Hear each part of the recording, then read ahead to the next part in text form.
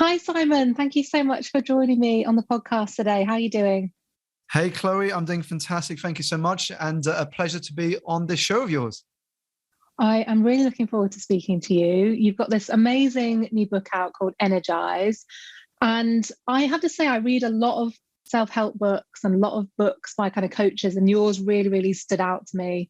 It's really excellent. It's incredibly engaging. The use of stories and quotes, and it's just so interesting. I have to say, I really hope people are going to listen to this podcast and buy the book because it really is excellent. So congratulations. Thank you. That means a lot to me, Chloe, coming from someone like yourself. So can you share a little bit about what it is that you do and how you got to where you are today? Sure. So I grew up in the southeast of England to Malaysian Chinese parents who immigrated here for a better life. And I mistakenly believed growing up here that success was defined by my job title. And so it was always about being a banker, a doctor, a lawyer, or an accountant. So I ended up pursuing the route of being a banker. I graduated in the middle of 2007 and decided to start my career in the industry at what was probably the worst possible time, Chloe, to begin a year before the financial crisis took hold of the world. And while it was scary at the time to realize that your first job wasn't going to be there very soon because of what was happening, it was also a beautiful blessing in disguise because it kickstarted for me the longest journey I believe we as humans make, the inches from our heads to our hearts. And while admittedly it is not the easiest of journeys, it is the most important and fulfilling. And that led me to what I now get to do today, which is to coach those in leadership positions, people from the likes of C-level executives, TV presenters, Michelin star chefs, and startup entrepreneurs speak at organizations and conferences, both here in the UK and abroad. And more recently, have the opportunity to write my first book with Penguin. Awesome. Thank you for sharing that. I just think this whole topic of energy is so pertinent right now. I think everyone that I speak to seems to be exhausted, lost their direction in life, fallen out of love with what they're doing. Not to mention, I suppose, things like long COVID, which has made us perhaps people that are struggling with that, having a different relationship with their energy. Can you share a bit about, I guess one thing that was really interesting to me reading your book, this idea of how in the past, I think maybe a few years ago, people were thinking about time management, how can we manage our time more effectively? And one of the things you talk about is actually energy management is perhaps more important than that. Can you say a bit about that? Yeah, sure. So when we think about productivity, the first thing that comes to our mind by default is to be better time managers. Now, if we want to be more productive, we have to manage our time better. I think the big mistake if we focus exclusively on time management is that we assume that our energy is constant throughout the day. So when we look at our diary, we go, okay, I'm going to block out an hour to do this task. I'm going to block out 2 hours to do that. And we just start filling up our diaries with loads of meetings, social events, and tasks in our calendar without reflecting on, well, what is my energy going to be like at that time of the day that I scheduled that activity for?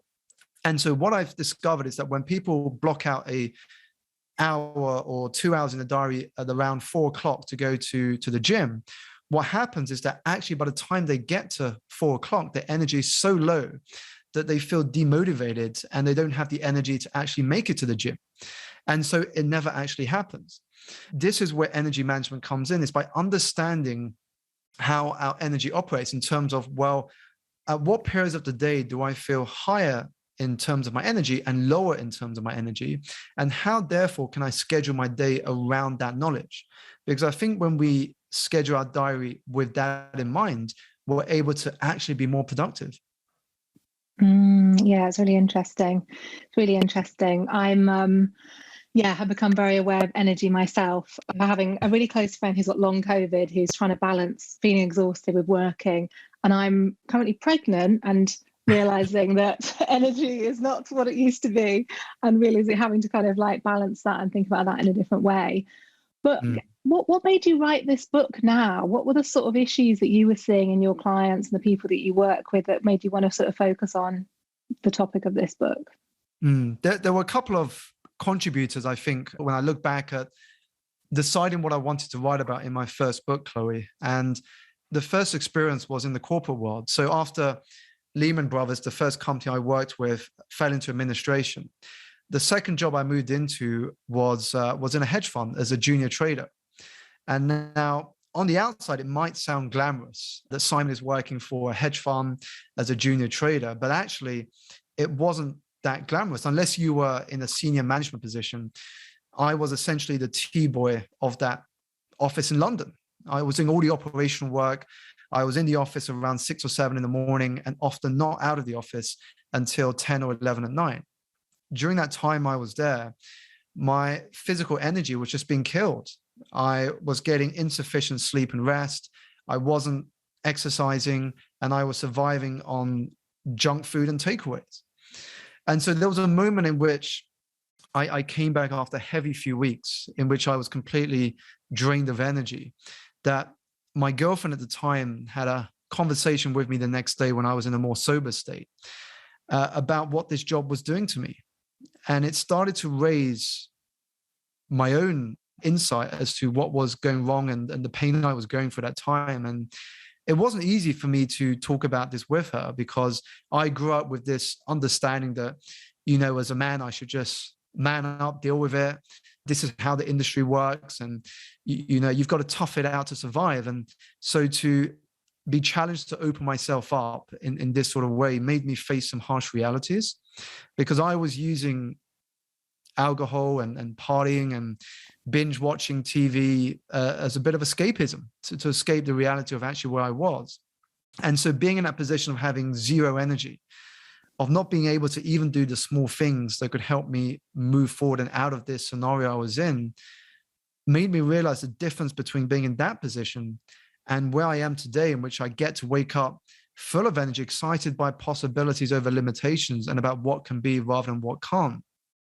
And the second thing is, as I started to make this transition from working for someone as a corporate employee to running my own business, I got many people from the audience coming up to me after I gave a keynote talk or ran a workshop saying, Simon, I really enjoyed the energy you had on stage. And, if I had just a little bit of what you had in terms of your energy, I could go on to achieve so much. And it made me reflect, well, how did I get to this point where I'm just naturally energized, whether it's from my physical, my mental, my emotional, spiritual side, that I'm in this beautiful position of being in flow, in that I have a vision that I'm working towards, but I'm also grateful and content in the now. So that was the second thing. And the third was really observing, and you touched on this just now, Chloe, in terms of where the world has been in the last couple of years with the COVID pandemic gripping every country around the world. And what I started to see with many clients is that they have been exhausted and tired, not because they're doing too much, but because they're running someone else's race. They're measuring their progress and definition of success against something that is determined by other people, whether that is their own parents, their friends, their colleagues, society.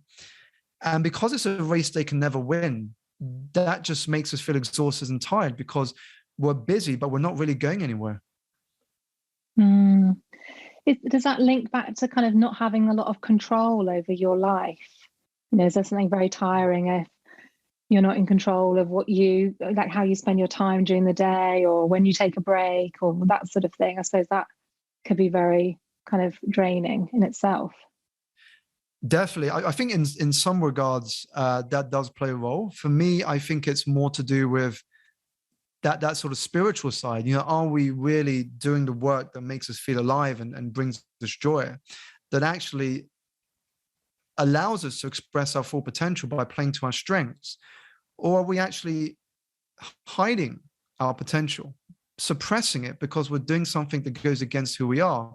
And so from there is a bit of tension, a tension between what we're doing and actually what we're meant to be doing, given the unique gifts and talents we have. Yeah, and I suppose that's not necessarily the thing that most people probably think of first or even realize. I think you do touch on things like sleep and and food, and those are Mm, the sorts of things people naturally think of when they think of energy, I think, or like maybe exercise. But mm, actually, there's a deeper aspect to it that you kind of delve into in the book, the more spiritual side, that do with meaning and mm. purpose and that sort of thing.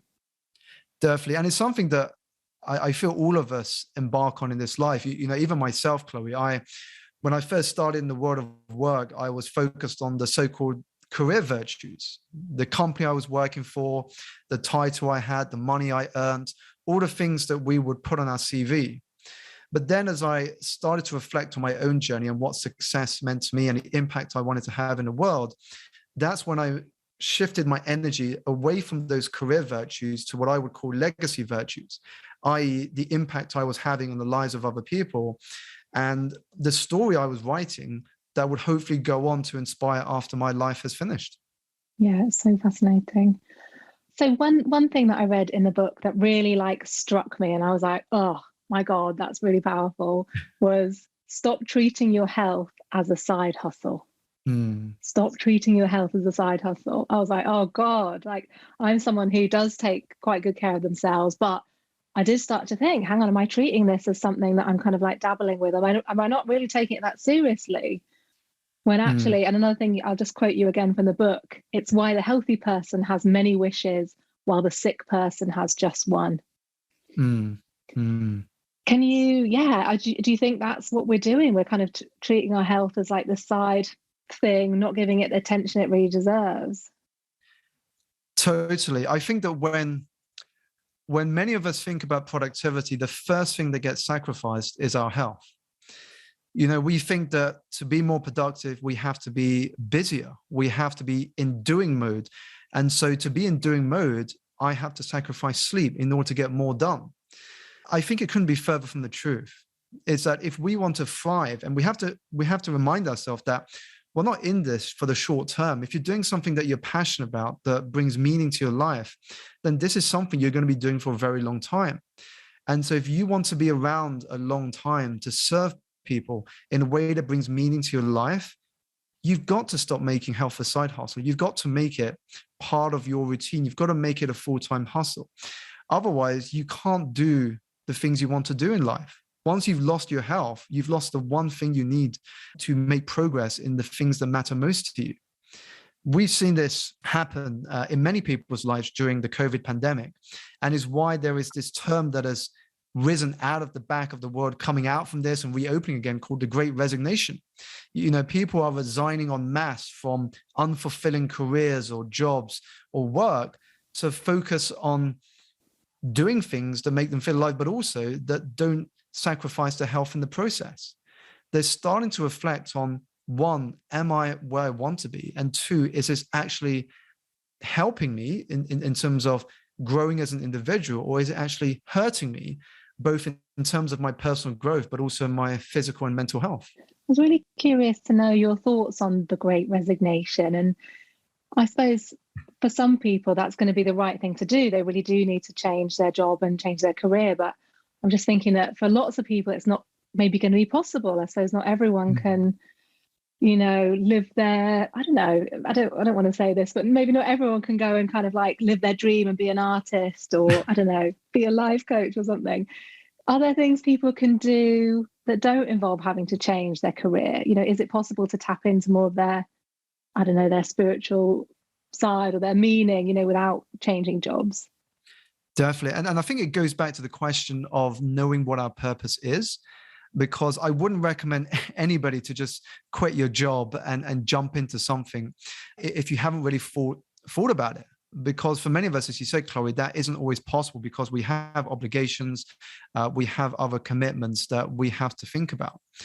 Now, for me, when I look at my journey, I didn't know my purpose from day one. And I think it's very rare for any of us to wake up one morning and go, I know exactly what I'm going to do for the rest of my life. And this is where I'm going to channel all of my energy into.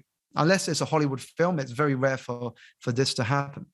And I think what we should be doing instead is using the time that we've had to reflect over the last couple of years to simply ask ourselves, well, what am I most curious about right now? And how can I use some of this time to explore my curiosities more? Because through that process, I will arrive at understanding what I'm meant to do. And not to just resign for the sake of resigning, but actually think about what can I do in order to create a more comfortable bridge to get from where I am to where I could be by just following those breadcrumbs of curiosity. I love that idea of curiosity. I love that word and the kind of the whole idea of curiosity about it's kind of seems very gentle. It's kind of like just getting curious about what I'm interested in. It seems like a quite manageable thing. So I love that. I love that advice. Definitely. So there's a lot less pressure, I think, that comes with it. You know, if you think about, well, what is my purpose? It can often put us off taking any action because we can use it as an excuse. Well, until I know what my purpose is, I'm not going to take any action because I'm still waiting to see what that idea is or what that path is for me.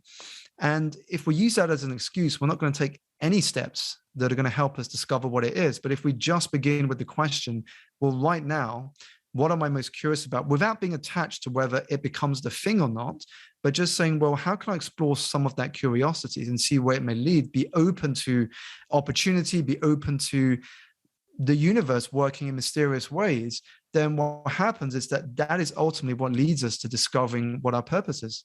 Yeah, I wonder if it can seem like a lot of pressure almost to think, right, I've got to find out what my purpose is. I've got to like perfectly nail this and then everything will become clear. But actually, what you say there about actually giving things a try and taking action, it's like we're not going to know what's right for us until we try things and explore and get curious. So yeah, I like that idea because it kind of takes the pressure off thinking like, yeah, I've got to like discover what my purpose is. And yeah, it seems kind of overwhelming to me. I mean, Chloe, that's how it works for me. You know, I didn't go straight from corporate career to coaching and speaking and writing. I was in the corporate career, and on the side, after I finished working in the hedge fund, because I handed in my resignation letter when I realized it was just killing my health, and I deliberately focused on getting jobs within finance that were more 9 to 5 and that would give me the time on the weekend and after work to follow those curiosities. And that led me, first of all, to get into 2 different businesses because I was fascinated about the world of entrepreneurship. And those 2 businesses didn't work out, of course, because I'm doing something different now, but they taught me lessons I would not have learned otherwise if I wasn't involved in some of those early businesses.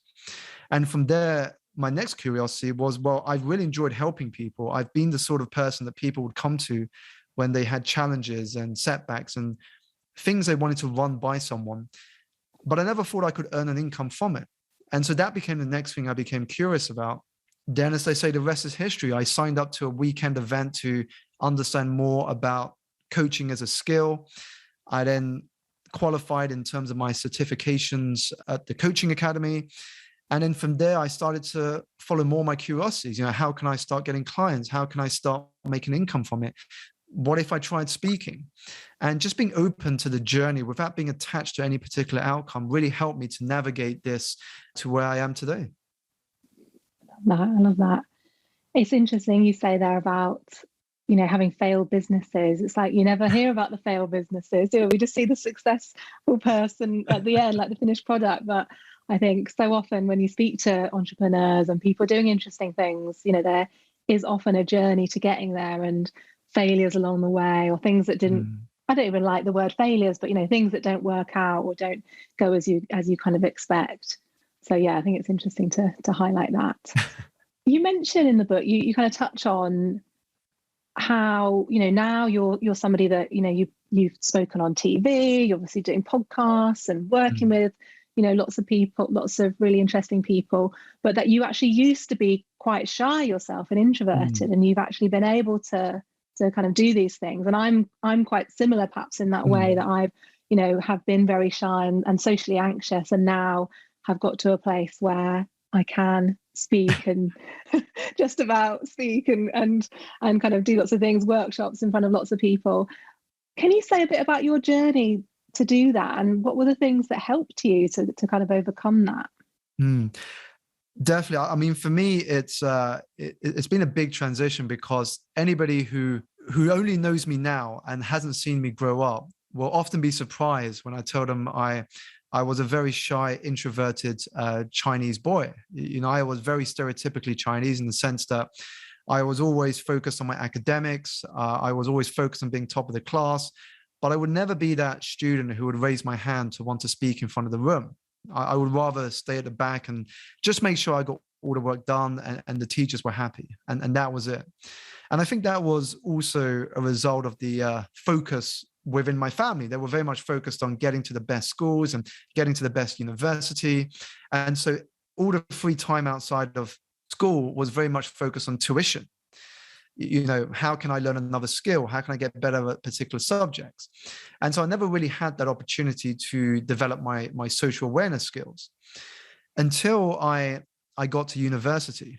And even though I was the only one from my secondary school to go to my university, which I thought was going to be hard for me at the beginning, because for many of the students in my secondary school, they at least knew one person that they were going to university with. So it made settling in a little easier.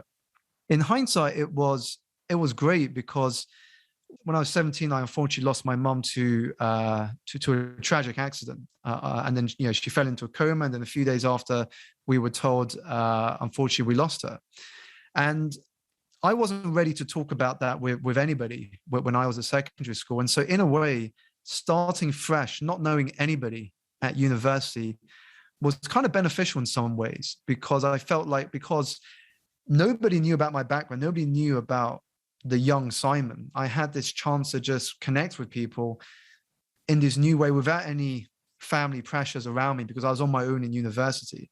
And so I think this really helped me to begin finding my voice when I had this chance to literally build everything from scratch.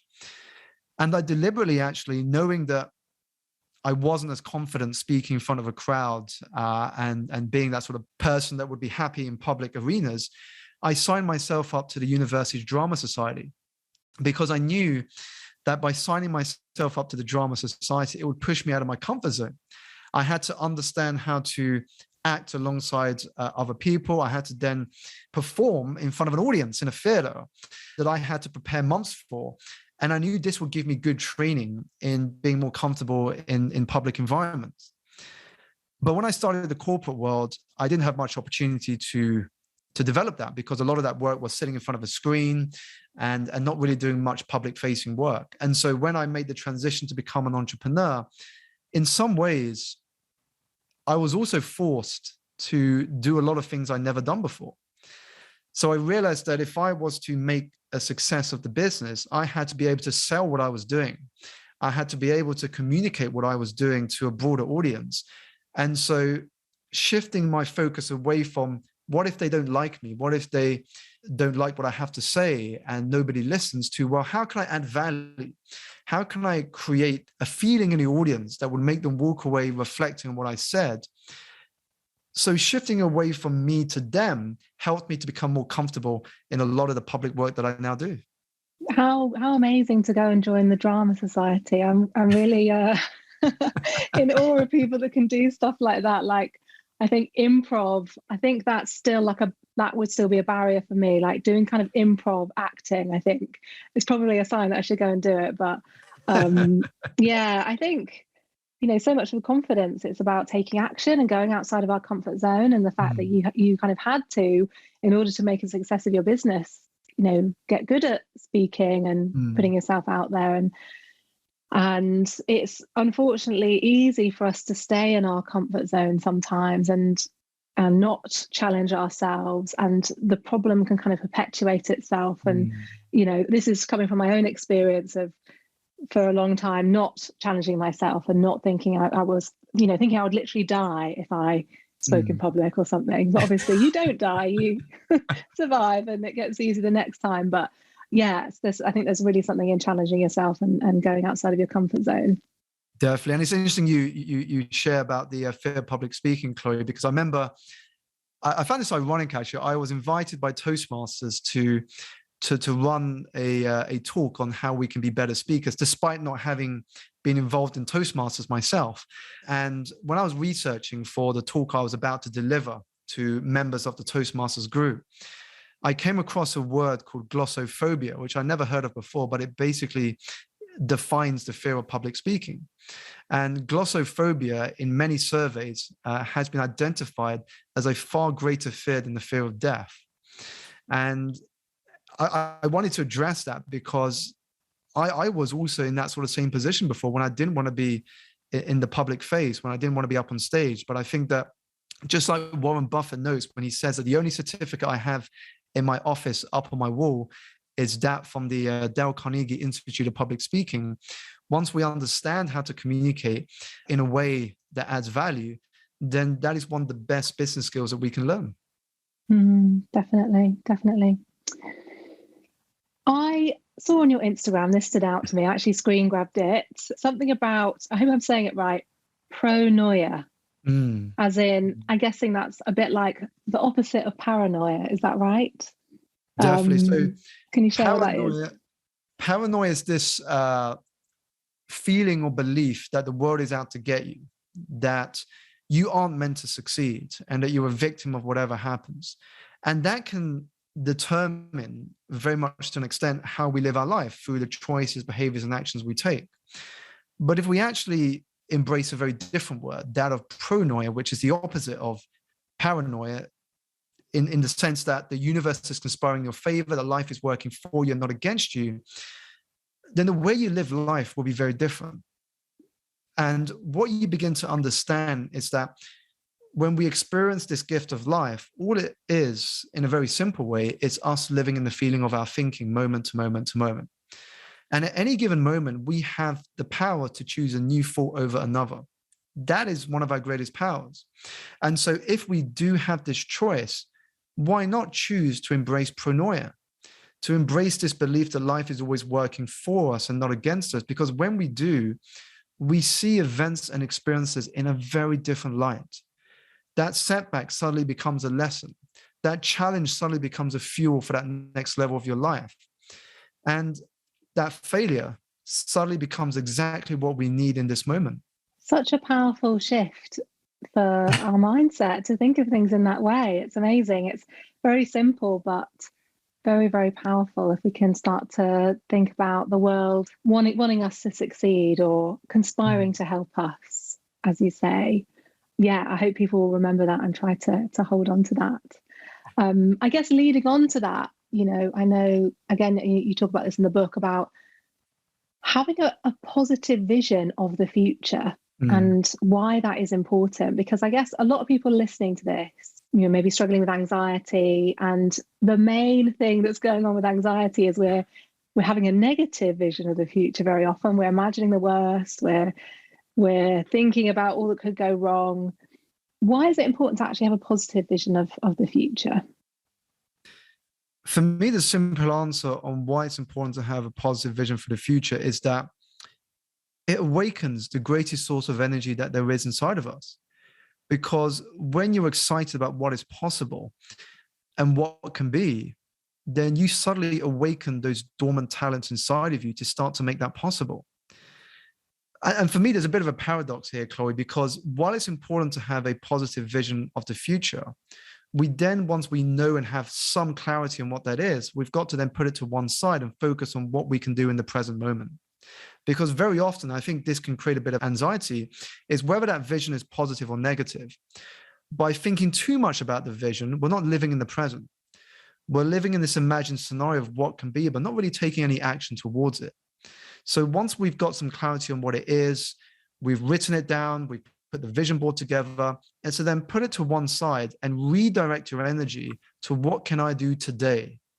Because what we do today is what determines where we arrive tomorrow. And so we've got to focus our energy on today, because nobody knows what's going to happen tomorrow. I'm pretty sure nobody had in their business plan that COVID was going to be a business risk in early 2020. And so we've got to focus on the action today we can do. And then the next day, what can I do today that will move me a little bit more forward? And then the next day, always keeping in mind the context of our vision, but not being attached to it and open to everything at the same time. Is that something you'd recommend people do, to kind of write things down or have a vision board, or is there anything specific around that you would recommend people do? Definitely. I think writing things down is so powerful. I mean, there is a beautiful story I share in my book about an inspiring lady called Diana Chow. And in one of her TED Talks, she shared the statement that writing is humanity distilled into ink. Writing is humanity distilled into ink. And the process of writing allows us to better understand ourselves. And that's why she shared that statement. And when we better understand ourselves, that is the beginning of true wisdom. So for me, writing things down allows us to reflect, but also to evaluate our thoughts in a way that we simply can't do if we leave it up in our heads. Because if we leave it up in our heads, we get caught in knots of overthinking. But if we can download that thought onto paper, we can then explore that thinking in a much more productive and meaningful way. And on the vision boards, for me, what I love to do actually, Chloe, and it's an exercise I share in the book, is to deepen the emotional connection to any vision we have, is to have fun in experimenting with a real life vision board. So if in your vision board, you have the idea of you driving a Tesla car, then why not book a test drive at your local Tesla dealership? Or in your vision board, if you have a picture of you living in a penthouse overlooking a park, why not book a couple of nights in an Airbnb with exactly that same specification to give your body and mind a feeling of what it would be like to actually be living your vision board now? I love that. I've never heard anyone talk about doing that, but that's such a good idea. I would like a Tesla. Maybe I will go and book that test drive. Yeah, so there's so many things that you could do to give yourself a little taste of Mm, what that would be like. Yeah, I'm sure people can think about things for their own lives and little steps that they could take. And it's almost like once you perhaps getting a taste of it, then you start to believe that it's possible for you. Because if something's just a picture or it can seem like just a faraway dream, but you're actually really bringing it into reality and giving yourself a taste of it. And I can imagine that being very motivating and inspiring to then go make it happen. definitely. And I think you hit the nail on the head there, Chloe. I think the purpose of a real life vision board is literally to give our conscious and subconscious the belief that this can happen, that this is possible. The fact that you are in a Tesla right now driving the car, you can feel it, you can smell it. You're literally physically in a Tesla. So your mind is saying, well, this could be possible. I know what it now feels like to be driving this car, or I know what it now feels like to be living in this apartment overlooking a park, or whatever it is that is on your vision board. So that is the real purpose of a real life vision board, is to flood your body and mind with emotional intensity that this vision can be yours. I love it. I love it. Definitely going to think about that for myself later. Uh, Other things that you do personally to energize yourself or to take care of your mental health? Are there like a couple of things that you could share that you like to incorporate into your day? Sure. So one of the things that I do every quarter, and also that feeds into my day, is I block out at least a week every quarter to do nothing. And it's to simply disconnect. Now, the frequency of that would change depending on my schedule. So if, for example, I'm going to be taking part in a big event, or I'm launching a book or a product or a new service, then I will have more of those in quick succession before those few weeks ahead of the launch occurs. Now, the way that feeds into my days is to have more rest periods in my daily schedule, because so often we schedule our day with meetings and social events, but we don't actually schedule rest periods or me time. So one of the things I think listeners can take away is, well, when you look at your calendar, how can you start scheduling in me time as often as you schedule in your meetings and social events? Because once you start scheduling in me time, that's what makes it real. You're now blocking out time to be intentional with your day rather than letting the day own you.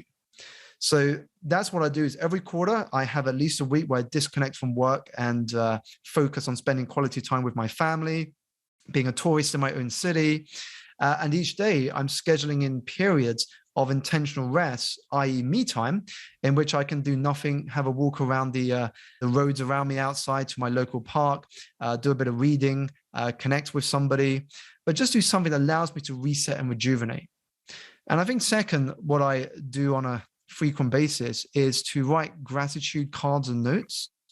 And I think that is a beautiful way to not only remind us of how connected we all are, but to elevate our mood and energy in that moment.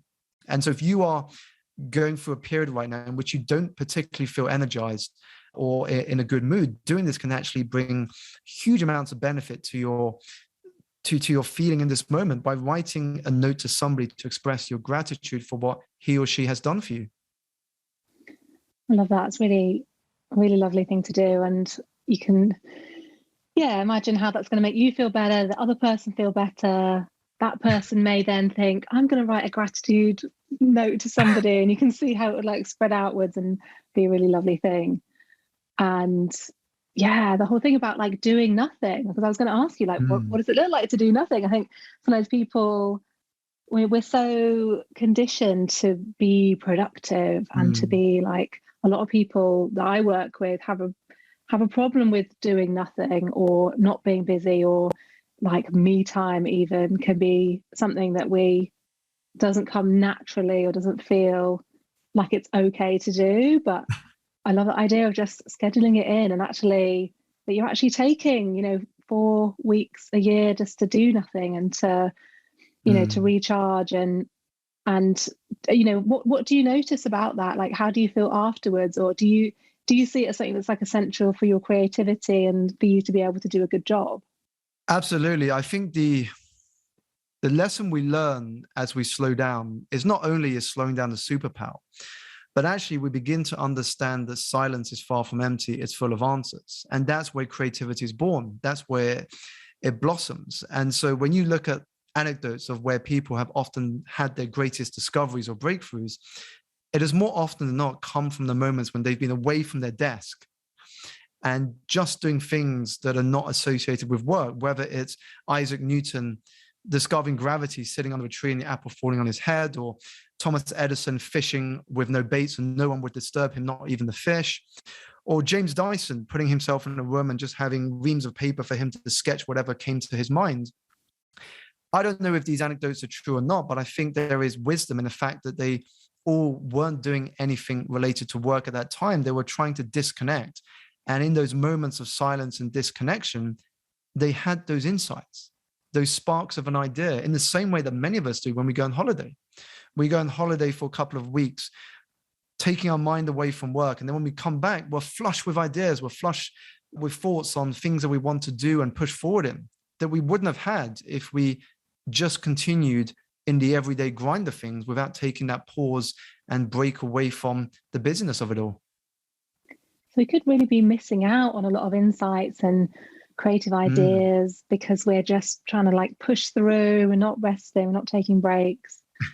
I guess the other common one people always say, like in the shower, like I always have my best ideas in the shower when I'm sort of relaxed or not, in work mode.